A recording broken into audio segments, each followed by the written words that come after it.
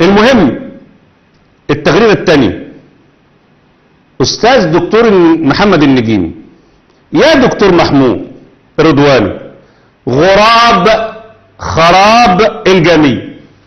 ده احنا بقى دخلنا في قلة الأدب، احنا دخلنا في قلة الأدب. هذا راجل دكتور. يا دكتور محمود عبد الرازق رضواني، غراب خراب الجامية، إذا كنت سلفيا فهل العمل من الإيمان؟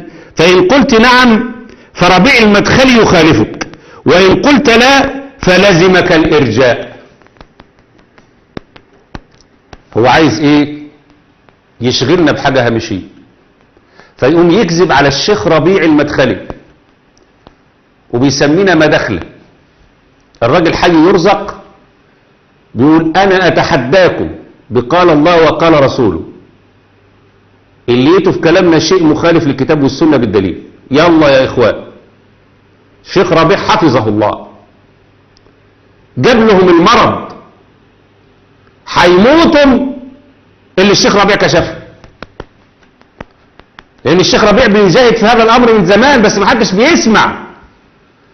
الإخوان بسطوتهم الإعلامية وخصوصا قبل الثورات حاولوا يخلوا الشيخ ربيع والشيخ محمد أمان عشان وقف مع بلده، لأن الكتاب والسنة يدلان على السمع والطاعة لولاة الأمر في غير معصية الله. هم مش عايزين كده، هم كانوا عايزين يولعوا في البلد، كانوا عايزين يسقطوها مع الخراب العربي، لكن ربنا لطف، فقاعد يشوه في صورة الشيخ ربيع ويتهموا بأن ربيع مرجئ. كلمة مرجئ يعني بيقول لك ايه؟ ده راجل بيقول اللي يقول لا اله الا الله خلاص كفاية عليه كده قوي وهيدخل الجنة، والعمل الطاعة لله وللرسول وتنفيذ اوامر الله وامر الرسول ده مش مهم. عند المتخصصين بقى عشان نتكلم بلغة التخصص، بيقول لك العمل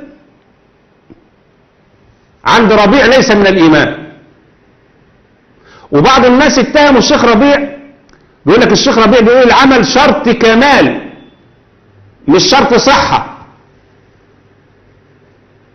الحتة دي للمتخصصين قوي يعني، مع ان كلام الشيخ ربيع اللي هيرد فيه على النجيمي ويبين النجيمي ده كذاب وكذاب أشر ومفضوح عشان يشغل الناس بحاجة هامشية، فيقوم يفتري الكذب على الشيخ ربيع. محمد النجيمي ده ذئب إخواني لابس توب سلفي، وهو اللي بيقول لك مفيش حاجة اسمها سرورية. سرورية ده وهم انتوا صنعتوه. وهم ايه يا راجل يا كذاب انت؟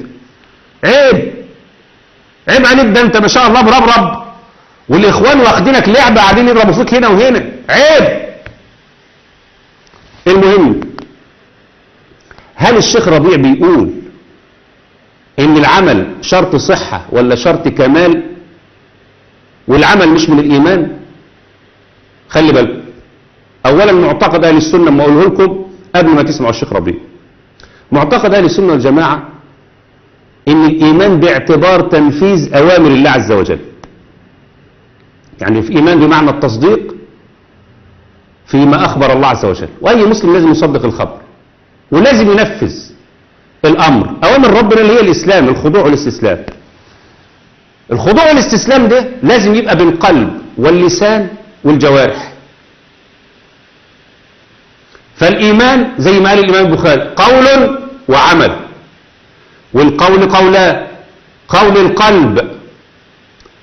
القلب حديث النفس والعلم، ده بيسموه قول القلب، تصديقه يقينه قول القلب. وقول اللسان إن لازم ينطق أشهد أن لا إله إلا الله محمد رسول الله. والعمل عملان: عمل القلب إخلاص والصدق والمحبة، دي كلها أعمال قلوب. وعمل الجوارح إن البدن لازم يخضع لأوامر الله عز وجل. وإذا الإنسان لم يخضع لأوامر الله مطلقا يبقى دل ذلك على إن ما فيش ولا ذرة إيمان في قلبه باعتبار تنفيذ الأمر.